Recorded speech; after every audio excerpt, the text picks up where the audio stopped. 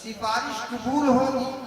10 ऐसे आदमियों के बारे में अल्लाह ताला की तरफ से इजाजत होगी जिनके लिए जहन्नम साबित हो चुकी होगी कि अपने रिश्तेदारों में से, अपने ताल्लुक वालों में से, मिलने जुलने वालों में से, दोस्त अहबाब में से जिनको चाहो निकालो और जन्नत की तरफ पहुंचा दो।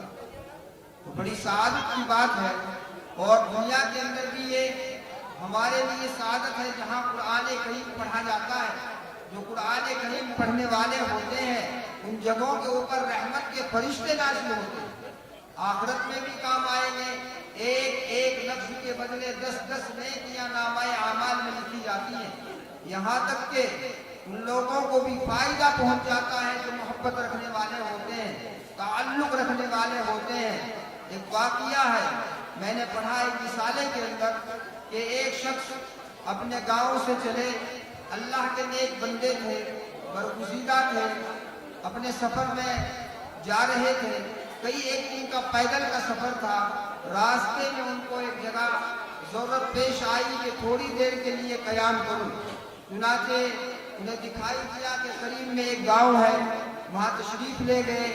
देखा कि यहाँ मस्जिद है तो मस्जिद में चले गए, नमाज पढ़ी, थोड़ा आराम किया। आराम करने के बाद जब मस्जिद से निकले तो बराबर में कब्रिस्तान था।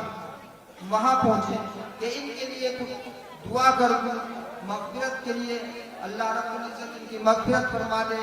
जिनकी मग़फ़िरत हो चुकी है अल्लाह ताला उनके दर्जात को बुलंद फरमा दे। चुनांचे वो तशरीफ ले गए और वहां जाकर के थोड़ा कुरान करीम पढ़ा, अल्लाह से दुआएं की, गुनूदगी की हालत सी हुई और उनके दिल के ऊपर ये एहसास हुआ कि इस कब्रिस्तान में जो मुर्दे दफन है शायद उनको अजाब हो रहा।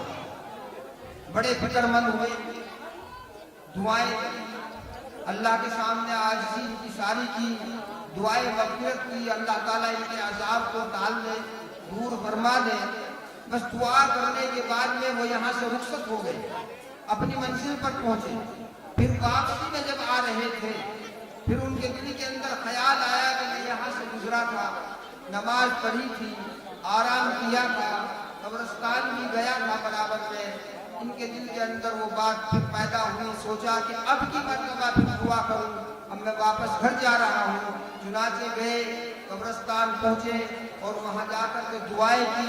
अब की मर्तबा इनके दिल के ऊपर ये एहसास हुआ कि शायद इन मुर्दों को अजाब नहीं हो रहा, तमाम के तमाम की मग़फ़िरत कर दी गई। बड़े खुश हुए, अल्लाह का शुक्र अदा किया।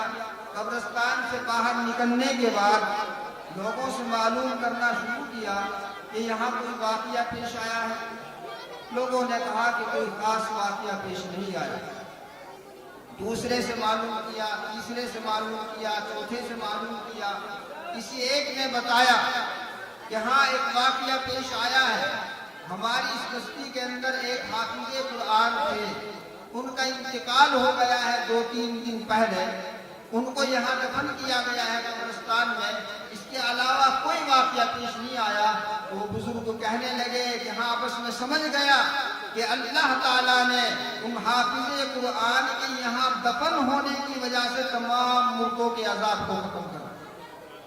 तो दोस्तों और बुजुर्गों, ये कुरान करीम पढ़ने वाला, सुनने वाला, जिस जगह पर पढ़ा जाए वो जगह की तमाम जगहें मुँह से मामूर हो जाती हैं और अल्लाह ताला इन तमाम की हिफाजत फरमाते हैं।